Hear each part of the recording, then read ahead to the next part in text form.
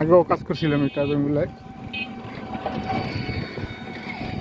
তখন আমি অবশ্য উপরে একবার উঠছিলাম, আজকেও একবার উঠলাম, প্রায় ঘন্টাখানিক কাজ করলাম, হয়ে গেছে। এখন দেখেন কি সুন্দর। এখন একটু বাতাস কম, যার কারণে বন্ধ আছে।